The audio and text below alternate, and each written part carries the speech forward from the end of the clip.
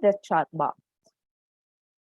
So you may type in your questions, your comments in the chat box. So let me introduce myself again. Hello, everyone. I am Penny Bongato. And I welcome you to POWERinU's complimentary webinar entitled Differentiating Your Value Proposition Through Storytelling. This complimentary webinar is brought to you by POWERinU. POWERinU is a training, coaching, and consulting company with office in the Philippines. And we've been offering free webinars regularly for more than 2 years now, since January 2019. Our mission is to partner with organizations to enable them to deliver strong business results by enhancing their talent and leadership through value-adding strategic consulting solutions. Now, our speaker for tonight to talk about differentiating your value proposition through storytelling is no other than our very own Elaine Cercado. So Elaine's mission and passion is for every person, team, and company to discover, develop, maximize, and share the power within. So Elaine has more than 30 years of professional history, which includes working with diverse teams, from the fast-growing small and medium-sized enterprises to complex multinational corporations and global non-profit organizations in varied emerging and mature industries in Asia-Pacific markets. Throughout her corporate stints, she specialized in sales, business development, regional general management, learning and organizational development, leadership skills, training, and coaching. In 2008, Elaine built POWERinU Training and Coaching LLP in Singapore, where she has been based for the past 21 years, which POWERinU Singapore focuses on management and leadership training, strategic consulting, executive mentoring, and coaching. In 2015, she became co-founder and director of POWERinU in the Philippines. As POWERinU founder, Elaine designed, developed, and delivered management and leadership approach and programs called Taking Care of Business. Our acronym for that is TCOB, multi-phase strategic selling skills programs called BEST, which stands for Building Excellent Sales Teams, and personal development and leadership workshops and coaching mentoring programs called Empower. All of these have benefited over 10,000 corporate leaders, business owners, and individual contributors all over Asia Pacific. Elaine holds a Bachelor of Science degree in Applied Economics, a Master's in Business Administration, and Advanced Certification in Training and Assessment by Singapore WDA IAL. She is a certified practicing management consultant, PMC, by the Singapore Business Advisors and Consultants Council, and has certified Agile Leadership 1 by Scrum Alliance. Elaine has achieved coaching certifications from Coach U and Corporate Coach U, which is ICF certified.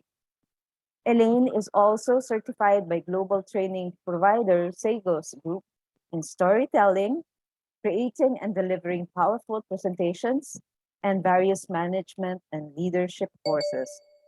Everyone, let us all welcome our speaker, Miss Elaine Cercado. Elaine, over to you. Thank you so much, Penny. Good evening to everyone. And let me just share my screen. I want to start with a story. Can I just confirm that you can see my slide, Penny? Yes. Yes, ma'am. Yes, we can. Thank you. Thank you so much. Let me tell you this story. An old man told his grandson, "My son, there is battle between two wolves inside us all. One is evil, it is anger, jealousy, greed, resentment, inferiority, lies, and ego. The other is good.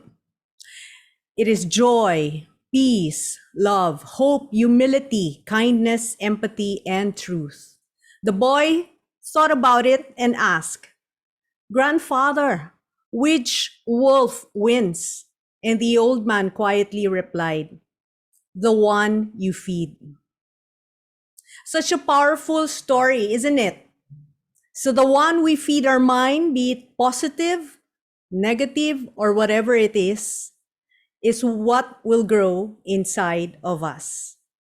And I'd like to then use that as my introduction for differentiating your value proposition through storytelling. And you might ask, why? So let me start first with what will we cover? And hopefully, by the end of this 45 minute presentation, before we go into Q&A, you would have agreed that beginning a presentation, a talk, a conversation with such stories can hook the audience. So what we will cover? Firstly, today's challenge. What is our challenge? Communicating and influencing others in today's digital age. It's a noisy digital age. So what is a possible solution? Creating and delivering your value proposition in a powerful way. But first, let's understand what is value proposition. And then how do you differentiate a value proposition? I will share with you a success story with Miss Teresa Guanzon-Hayward. And hopefully by end of that success story sharing, you would have gained insights and be inspired, to tell your differentiated value proposition in a storytelling manner. How do you deliver this effectively? Using storytelling techniques. So I'll, within the very limited time that we have, I'll try to condense so many techniques actually that I can share. But, of course, we have limited time. So we'll just touch on the surface. And hopefully it is still something that will be helpful for all of you, because I appreciate that you have invested, like 1 hour of this evening for this week on this. I know that time is very precious, and for you to invest your time here right now, to learn about this is very appreciated by myself, by Penny, and by the whole team POWERinU. Okay, so in terms of timing, as I mentioned, we'll allocate equally among each, and hopefully we still have enough time for Q&A at the end of it. So whether you are a student, an entrepreneur, a professional, be it new, experienced, working in the front line like sales, or in the back office operations, a business or a team manager, an individual contributor, a Gen X, Y, or Z, a homemaker, a volunteer, wouldn't you agree that there is a need to communicate effectively to whoever you want to connect with? There is a need to talk, to be heard, to be listened to be understood. It is a basic human need. Yet many things have happened in the last few years, especially in the last couple of years, such as the digital acceleration and the pandemic that have changed our lives forever and have changed the way we all communicate with each other. It has become more challenging to communicate, to talk, to connect, to be listened to, be understood, be it at home, at work, in the community, or in the society as a whole. So that is a challenge, communicating and influencing in today's digital age. And when I look at this survey that was done by Jeremy Blaine and Paul Marks, which they released in an ebook called The Enlightened Leader, where they covered 4 regions and 27 countries. You see, all the surveys from all the respondents showed, be it leader or employee responses, a lot about communication skills. And if you look at the common ones and in the top 5, you would see they want leaders who are empowering, who are engaging, who have emotional intelligence, who are communicators. For employees, what they want are those the same thing. And add to that, on top of the list is empathetic or empathy-centered leadership. And of course, empathy has got to do again with communication skills. So this underlines again the significance of communicating. And in the world that we live in, which is, as I mentioned, and as you would agree, hopefully, it is a noisy digital world. So how would you communicate? A lot of the things we do now are online. A lot of the things that we do are from home, through this right now, via Zoom. So how can we really communicate effectively? And so that is where the importance of a value proposition, a powerful value proposition comes in. But what is value proposition? So Trina, if you can just help me come up with a poll survey. I asked Trina's help to for you to answer, for us to just get a sense of what is your understanding of value proposition. And of course, there's no wrong answer here. Okay, so if you can just answer it immediately, we're going to give it about 30 to 40 seconds. All right, we're getting some answers.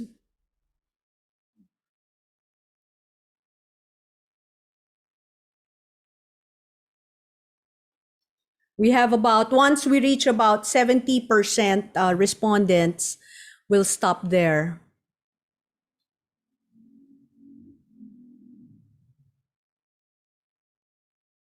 Okay, so we have about 62% participation.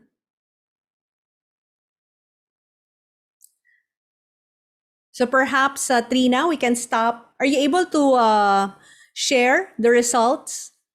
Okay, so value proposition, 74% of you said describes the benefits customers can expect from your products and services. 29% said describes how your products and services create customer gains. And 26% said describes how your products and services alleviate customer pains. And lastly, only about 11% includes all the products and services we offer.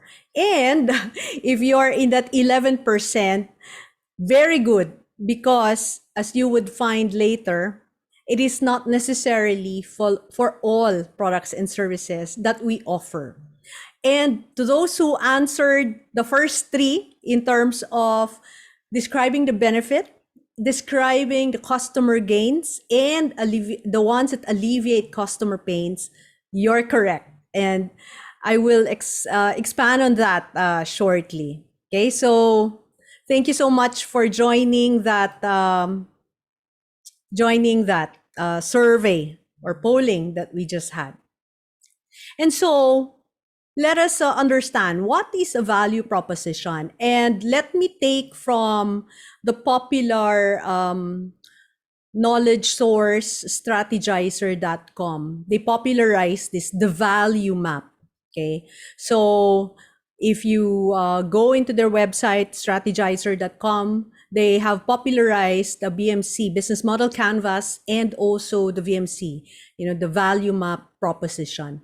So I'd like to use that and describe what is a value proposition. It describes the benefits that customers can expect from your products and services. So benefits. And if you're in sales, you're probably doing a lot of this, talking about the benefits of your products. At the end of the day, just a recap, because I that's not the focus, in terms of my presentation today, but benefits always point to the beneficiary, isn't it? So what's in it for the beneficiary? What's in it for that person? What's in it for that customer, for the team of that customer, for the company of that customer? It's not about the seller.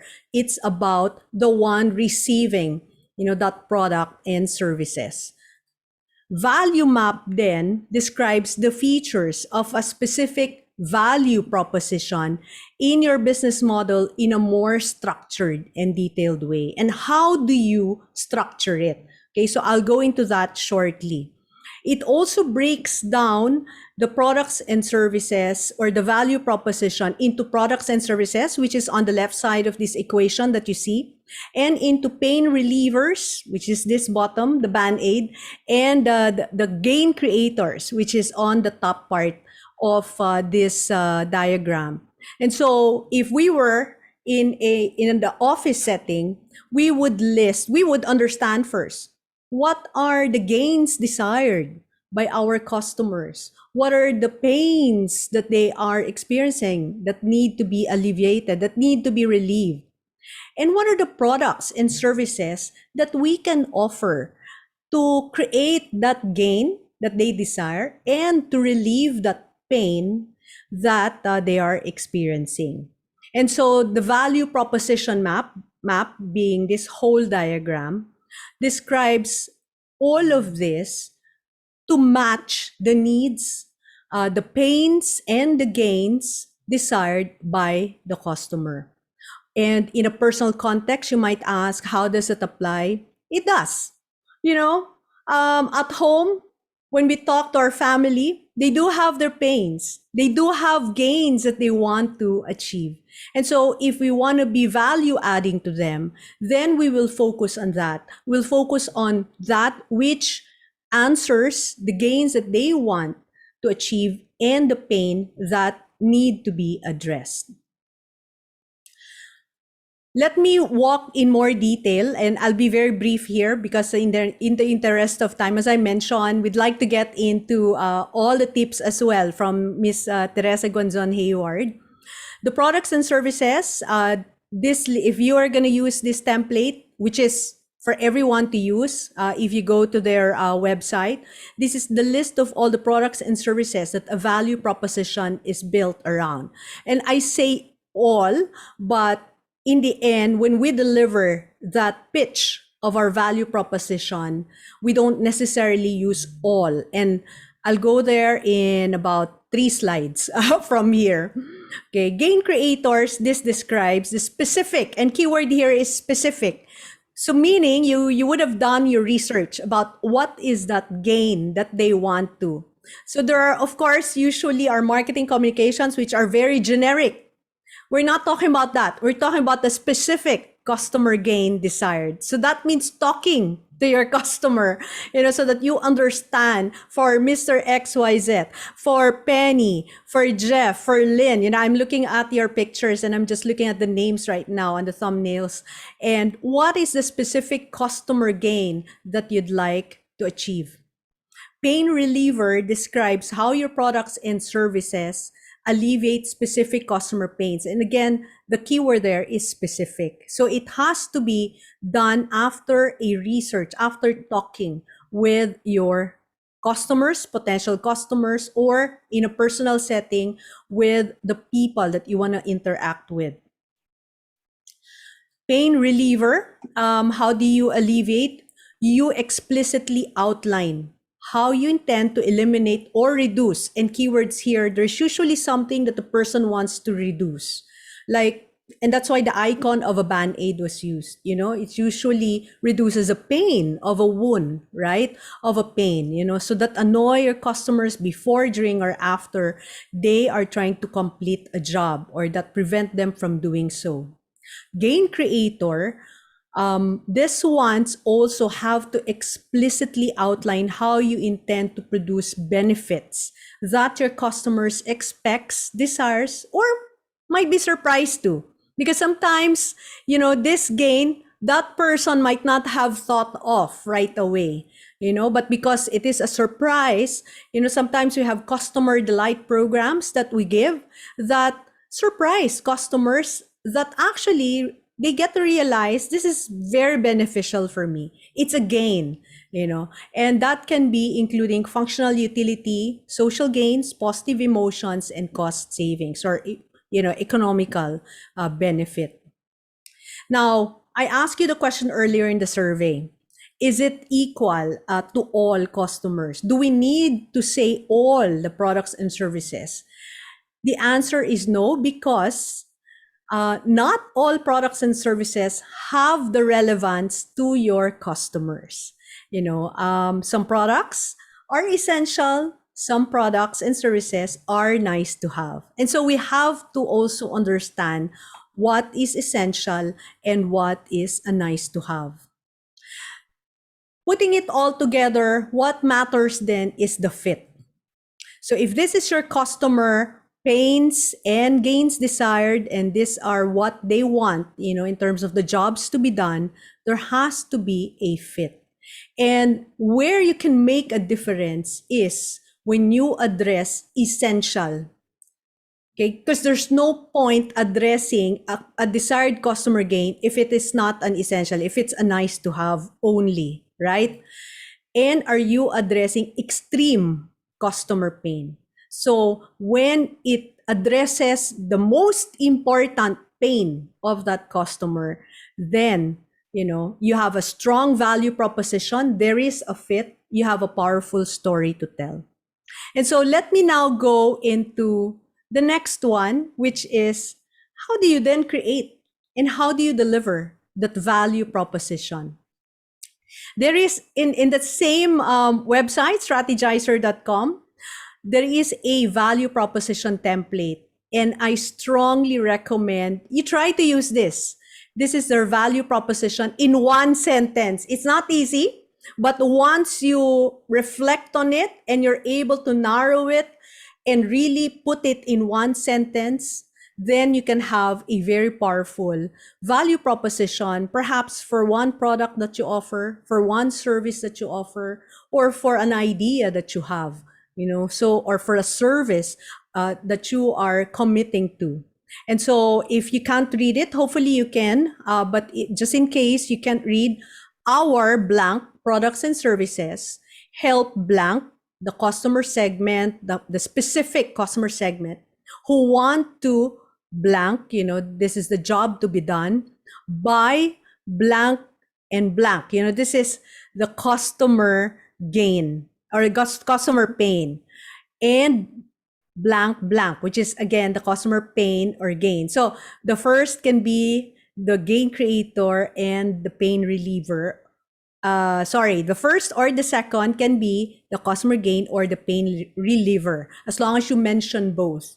Okay. Unlike, if you have a competitive information, it is also acceptable to put something that is published. Okay. So as long as it's ethically sourced. Okay. So that is published feature benefit from a competitor.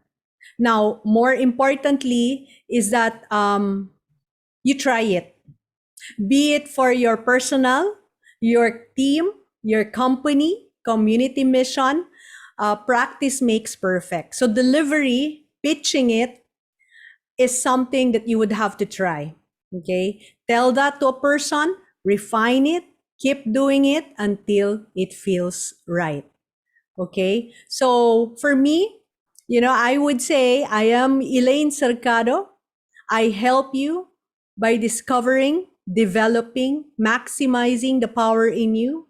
I'm able to do that through training, coaching, and consulting. Concise, but it tells and captures everything that I can provide to you. I haven't mentioned anything about myself. Of course, thank you, Penny, for introducing all my credentials earlier. But, if I were to introduce myself using this is how I'm going to do it. And you might say, but you didn't follow the template per se. You don't necessarily have to follow blank by blank, line by line, as long as you have all the elements of it, and as long as you can say it with such confidence, powerfully, passionately. What's important, of course, is that it's you, it's authentic, it's your story. All right. But now, let me share a success story. And this is where our guest, Miss Guanzon Hayward, okay, Tere, or we call her Tre, will be sharing her story. And I'll just have to ask Trina to help me out in sharing her success story. Good evening, Teresa. Hi, Elaine. Thank you for being here tonight. And I'd like to ask you a series of questions. Sige, thank you then for inviting me. And be kind, be gentle. Of course, right? You know us, we've been good friends for a long time, and part of that is, of course, the goodness and kindness that we have for each other. So, Good. Teresa, from Mm. your many years in broadcasting, where you've been exposed to many powerful personalities, what personal or professional or organizational or business value propositions have struck you most and have struck with you or stuck with you, sorry, until today? Value propositions, let me just keep it down to four. There's a lot of them. Pero tonight, let's keep it down to four. One value proposition is yung customer first. And we hear this all the time. And let me leverage where the context is that you're coming from, which is you saying broadcasting. So in broadcasting, the customer first essentially is your viewer. So I have to look at my viewer, what's interesting and useful for him or her. And then I also have to make sure I'm courageous enough to ask questions and be humble and let that person shine because they're the expert. So I have to set them up for success and then also be vulnerable to make sure I'm not trying to prove myself to be smart. Because that's obvious. The reason why you've asked them to be there is that because they're the expert and you're on the opposite side of the table because you there's a value that I add. So if I do that, then I'm being true to the first value proposition, which is customer first. The other customer value proposition I wanted to highlight is ability and sensibility. Your ability and your sensibility to be able to address what the need is and fill that gap. We have to know how best to serve the need and plug the gap. What is the gap? What's the need? Is it the information? Is it a story? Are we storytelling? Is it entertainment, which is not a bad thing either? Or is it mala Oprah Winfrey? They're looking for the aha or or a spark. So again, that value proposition, especially for broadcasting, is to be able to fill that gap and address that need. I just have two more value propositions, Elaine, if you will allow me to. It's called perceiving sense making and choreographing. You've heard this before, Elaine, because this is part of the language of Duke CE, and my favorite person in Duke CE is Tony O'Driscoll, who led the Singapore office. So he used to say this quite often, yung perceiving, sense making, and choreographing. Perceiving is also about being empathetic, where you're able to discern what's a data point and what's valuable. Kasi information overload, but you have to be able to find what it is that you need and is truly useful. And then also to determine, are you looking at a multiple or a single item, whether it's a stakeholder or in problem speak. You have to make sure you see what you're perceiving, not in absence of, but together with what you're trying to address, which is the multiple or single stakeholder. And then eventually, the choreographing, which leads me to my point four in value proposition. It's the critical decision making and strategic thinking. Sometimes we just keep thinking and we take in all that information that's coming in from everywhere and nowhere at the same time. There's a time for divergence and there's a time for convergence. So don't chase your tail endlessly. And that's one of my value propositions is I know when it's time for me to finally make that decision. My decision making is based on a very simple acronym, and you've heard this also in leadership development, and I'm not the inventor of this. Yung SMART ba, Elaine, yung specific, measurable, actionable, relevant, and timely. The decision has to be smart. And then when I've taken my decision, when I've made my decision, I make sure I own it, and I own both what's going to happen or what has happened positively and negatively. I look at challenges and failures as opportunities for learning.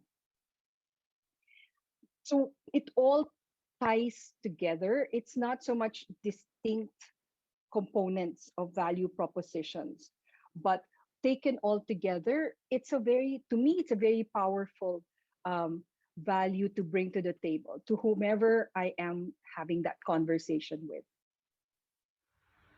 Thank you, Teresa. Wow, very insightful. Thank you so much for that. I'd like to move on to the next question. With the rise of digital technology and social media, almost everyone can pitch their ideas and sell themselves or their products or solutions. So, how can we really differentiate and stand out from your perspective? Elaine, when we were just starting out, we were really only competing with either one other person or five other people. Now you multiply that into millions. So it really is very difficult to be differentiated and to stand out. But it's not an impossible task. And to me, I try to keep it simple. I don't try to over theorize. Very simple. Be focused. I cannot be everything to everybody. Going back again to what I shared earlier, it's about addressing the need. So if I am clear about what the need is and what the gap is, then I can be that something to someone. And if I am that something to someone, then however and whatever I communicate, I'm being very deliberate and purposeful. And then, of course, be real. Again, going back to what I was saying earlier, yung SMART approach, it has to be evidence-based. It has to be specific. If what I'm saying is specific and evidence-based, then that makes me different. That makes it unique to me. It makes it my story. And then, of course, it's very important. We all think that just because we sent a text or we posted something online, we're already in a relationship with someone. But actually, we're not. Take that perceived online relationship offline. So seize the opportunity for interaction beyond yung text and the posts. I mean, very simple. Offer a virtual chat on Zoom or on Teams. Even between us, Elaine, diba? I mean, we could be, and we have, exchanged 10 texts between us. At some point, you just pick up the phone and call and talk because sometimes it's just much easier. Then it becomes differentiated, and our conversation and the task that we have to do stands out among the 10 million other texts that we've received in the day. And then it's a personal pet peeve, but I think it's relevant. To be different and stand out, text incomplete sentences and words. It's a reflection of yourself, how you were brought up, and then most importantly, your respect for the other person. Because you want to make it easy for the other person to remember what you're saying and to understand. You don't want him processing too much what you're trying to say. Because chances are, if he has to process, he's going to forget you and move on to someone else. Thank you. Thank you, Teresa. I take away being focused, addressing the need, and really being differentiated through being authentic, you know, Mhm, being true to oneself. And so, as a mhm. follow up, how can we remain authentic and true to self in branding and promoting ourselves? Or do you have any other tips about that? First, I want to put it in context, the word authentic. What does it mean? Being authentic to me is speaking to my experience. If it's out of my depth, I say so. If someone else is better positioned to answer, then I set that person up for success so that he can address whatever it is that is being asked. After all, at the end of the day, that other person's success is yours as well. And then also, don't pretend to be interested if you're not interested. That's being authentic. And sometimes not everything is interesting. But if you look hard enough and you try hard enough and it's important to you and you want the other person to feel important, then find something about it that will be interesting to you and then build on that. And I guarantee you you will find something if you look hard enough. Trust me. I have. So maski I don't understand it, I'll find something that will be interesting so that I'll start understanding it and I'll be as invested. And that's where authenticity comes from, as far as I'm concerned. The second part of being authentic is to be the same person that you are online as you are offline. It's not always what's said online that matters, but what's said offline that goes deeper and beyond the surface. Because not everybody lives their life online, Elaine, diba? I mean, online has really become unreliable because people use it to promote themselves. Now, what you do offline is what matters. Kasi word of mouth, or mouths for that matter, go way farther than what one liner that you put online. Does that make sense to you, Elaine? It really makes sense, Teresa. What's online is not necessarily true, right? So so online equals should be equal to offline, you know. And I am very much supportive of that, Teresa. I am completely, you know, supportive and advocating for that as well. So thank you. And the last question that I have is, you've had life pivots, wins, and challenges.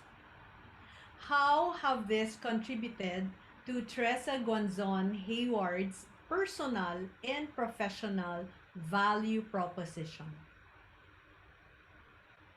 I've I've always acknowledged that I am not the smartest person in the room and that there's always something to learn, whether it's from another or from an experience, another person or an experience. Um, I allow other people to speak for me. It because it's more powerful than me talking about me. Although that you can't say that for as truth because I've been talking the last 15 minutes. But I've come to realize that conversations I've had with people from 5, 10 years ago bring about opportunities today. I've restarted my career 4 times, lived in 4 different countries. So every conversation to me is crucial. And even when I think it's not crucial, you'll never know. It may not have been crucial to me at that time, but then it was crucial to the other person. So then that very same conversation, when that person walks away, he brings that conversation as part of his memory bank. And then it surfaces back up. Just in this year alone, even in COVID times, I can think about 4 different instances when conversations in the past have come back to bring opportunities to me. Um, what else? has contributed to me as me.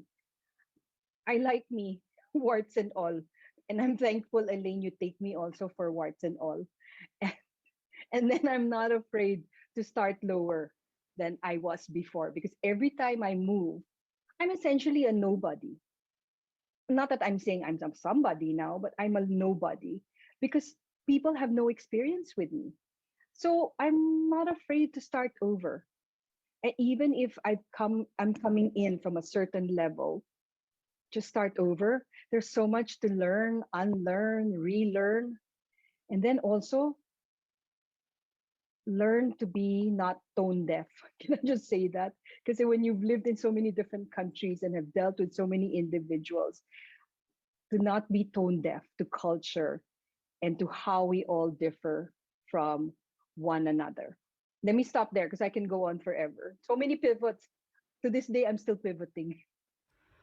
And what lies ahead is very exciting. I'm sure there's always something, an adventure that awaits, isn't it? So Always. and I like what you said. I like me. And yeah, that's key, liking Mm, yourself. mm, And that's part of influencing others, isn't it? So when you like yes. yourself, then that can be the seed of it, that can be the start of it. I take away as well a very important what you said to me was you start lower than anybody else and you're not afraid to start over. So I believe that resonated to me very much, Teresa. So thank you. Any other words, last words that you'd like to say to all the participants right now of the webinar? Um, well, I wanted to thank you first, Elaine, for this opportunity. Uh, it's just like you and I having a conversation. The difference is that there are about 100 others in this conversation, and I'd love to hear from the others. I mean, we all have an online presence. So if there was something that was off tangent that I had said that you believe was off tangent, I'm not afraid of hearing your feedback. And if it's good, even if it's inspiring you and helping you, then I'm happy. You don't have to tell me that. I'm just happy that I'm able to be part of one evening of your lives. Thank you. Thank you, Teresa. You inspired me. Thank you so Thank, much. And I'm sure thank all you. our webinar attendees are inspired right now. So thank you so much again. And I'll see you soon. See you. Thank you. Thank you.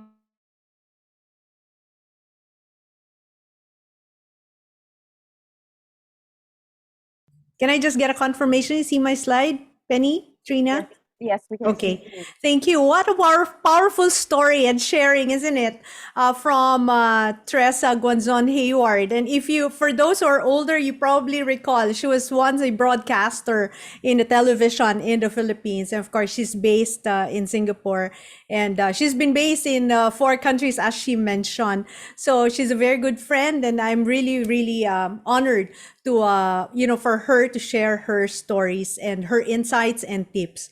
And so, what we'll do now is to proceed in a very little time left about storytelling, because we did get a lot of queries actually about storytelling techniques. So the question is, how do you differentiate your value proposition through storytelling?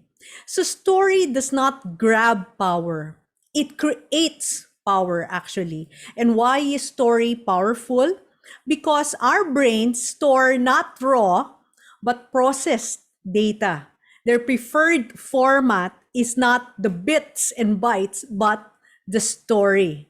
So it is, if you look at pictures, right, what they say, pictures say 1,000 words. So, I mean, if we look at this, what is the narrative of this? One image, but it already shows a potential story, a theme climbing. And so the story is a narrative account of an event or events, true or fictional. And this team, of climbers or hikers They're probably going through some difficulties reaching the top, reaching the summit. And then we can make up a lot of stories from there. Actually, it weaves details, characters, and events into a whole that is greater than the sum of its parts. And so storytelling, as what Ralph Waldo Emerson has said, speech is power, speech is to persuade, to convert, to compel. And that is one of the objectives of storytelling. It connects, convinces, it inspires, and it influences. And so for anyone, and in today's world, we are influencing everyone, right? So it is not about just those who are in the front line, those who are selling, so everyone is influencing, inspiring, convincing, connecting. Do facts and figures sell? No, because it's the stories that sell. Facts and figures tell, but stories are more true than facts because they are multi-dimensional. In an HBR article, there's actually an article that says people buy on emotion and justify with logic. How true is it, right? Many times we have bought something on impulse. We cannot rationalize it, and we try to rationalize it after we have bought something. And so some techniques that can help with the storytelling, and I'll connect it with value proposition shortly. First, activate the senses to create and tell a story. So as I mentioned to you, images usually tell a lot of powerful stories. Just by showing this, what can you tell about this man in this image? Or perhaps, this couple. What can you, and then when you say senses, we're talking about visual, right? The sight, the sound. Can you hear the laughter? Can you smell? Can you smell the trees, the grass? Okay, what can you touch? What can you feel? So all of this, the senses, are very important. Can you feel the energy in this? And can you feel the acceleration that they feel, while doing the skydiving? The fear, but the excitement. And of course, the serenity of this, of this place. Something that we're dreaming about right now because we are kind of restricted in traveling. Number 2, use the power of emotion.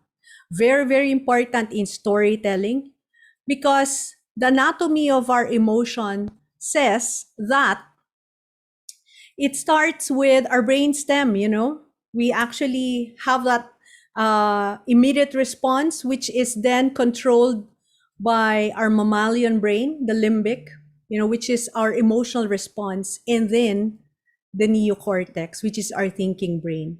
So it starts first with that impulse, with that emotion before our thinking brain takes over. And that's why emotional intelligence as well is something we can learn because we can teach our thinking brain, or our thinking brain can actually take over the mammalian brain and the reptilian brain. But what we're saying here is that it's usually the emotion that is hit first. And that's why an emotion is a signal to take action, the fight or flight response, right? And that's why it's called an emotion. The other thing that will help really is the hook. So the hook, it is very important within the first 30 seconds. And that's why I try to just start it differently with you. Because, that story is kind of different versus, say, a typical good evening. So, and what are the other kinds of hooks? A question, a witty quote, a catchphrase, a metaphor, curiosity builder. So there are many ways that you can actually create that hook within the 30 seconds. Remember, the first impression is very important. So I talked about the metaphor and what can we do about the metaphor. Metaphors can actually, again, make the story more compelling, can make your value proposition more compelling. And I'd just like to read this from Seth Godin, a very popular marketer. So he talked about the purple cow, and no one would really associate cows, right, with being purple. If you research him, you would see that he is very much into spreading ideas. And so he said, have cows that are purple, not the usual colors. Okay. And lastly is build a hero conflict resolution narrative.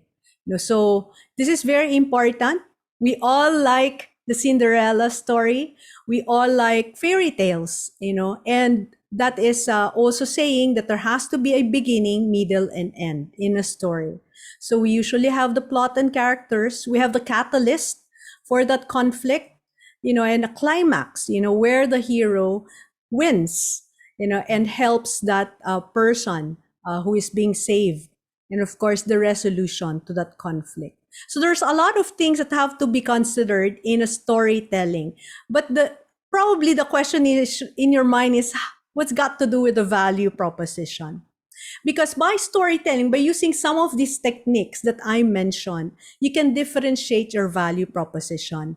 At the end of the day, when you tell the story and embed that in your value proposition, in your value map, relating it to the earlier part of this presentation, by focusing on addressing the essential gains and the extreme pains of a target customer or audience, then it can be powerful. It can be differentiated. It can be more compelling. And of course, you do that through the pathos, which is your credibility. The emotion, the ethos, which is your credibility, and evidence that, like what Teresa has said, evidence that with the logic, with the data, with the analysis. And remember Teresa Guanzon-Hayward's tips.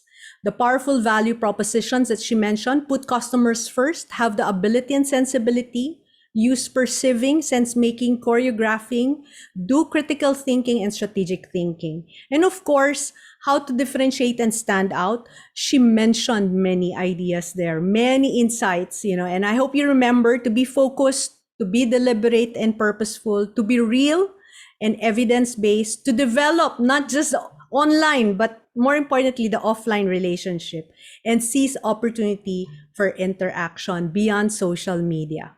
And so, what's your story?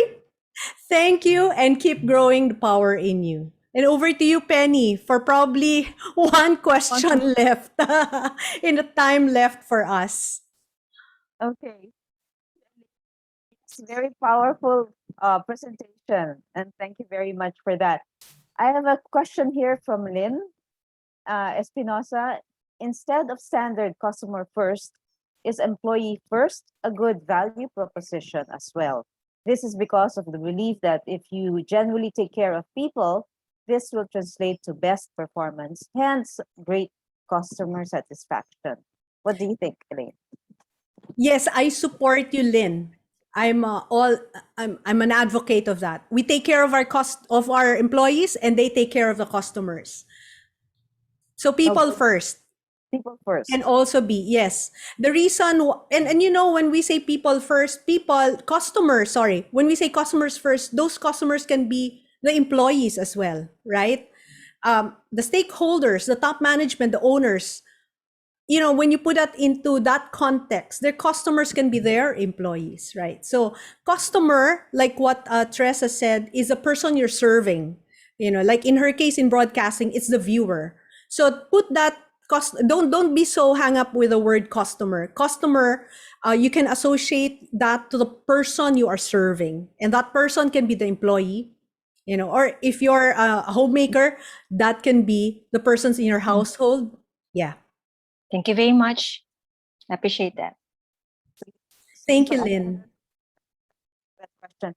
We have time for one more question, and there are so many questions here in the chat box. What's the similarities from Maria Femenina? What are the similarities and differences between value proposition and branding? Branding is there's many similarities, okay? Because branding can be from a marketing perspective, can be the story of your company. It can be the story of your employees. It can be the story of the owners. It can be, it can be even represented by that logo, right? I mean, branding in today's world can mean many, many things. It can be a personal, it can be the company. And storytelling, the value proposition, as I mentioned, is very specific. In this webinar, we talked about value proposition in the context of the products and solutions that we offer at a business level, at a personal level, whatever we offer, from us, from our ideas, our talents, our skills. Okay, so you might say that that branding is really needed for us to be able to communicate, because branding at the end of the day is a way or a form of communication. Okay. Just one last na lang. Last question. It's Hello, up to them actually. If they're Yeah. willing to stay, we can we can have more questions. But I'm sure they're probably hungry as well. They want to have dinner, right? Okay. Next question, Elaine, from Nettie. Hello, Ma'am Elaine. By any chance, do you have any books that can be helpful to booster my confidence? That's one of my dream. Just like Penny was come up with 2 books. Penny, books. 3 books. Penny, I'll follow your footsteps. And I saw one of the chat comments as well for Teresa Guanzon-Hayward being asked if she has a book. I'll ask her. At the moment, just like me, it's a dream as well Make the for dream her. come true. Yes, we will, Penny. You are our hero. You are our model for that. Thank you so much, and you're inspiring me to finally get into that groove to to write my story, to write my book. Okay, Minot is asking, do you have a session on how to come up with a book? To you or me? Maybe for Penny. But storytelling, if you want more of that, definitely we do have programs for that. And of course, selling, value proposition, these are all part of POWERinU programs. But books, Penny, yes, come up with that soon. We need 3 books by next year. Okay. Much as Um, you'd like.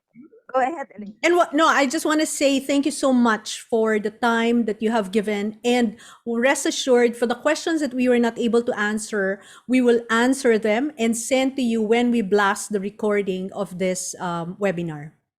Okay, thank you very much, Elaine. And thank you very much, dear participants, for being here with us tonight. And Elaine, we learned a lot from you, and I hope the others are still here.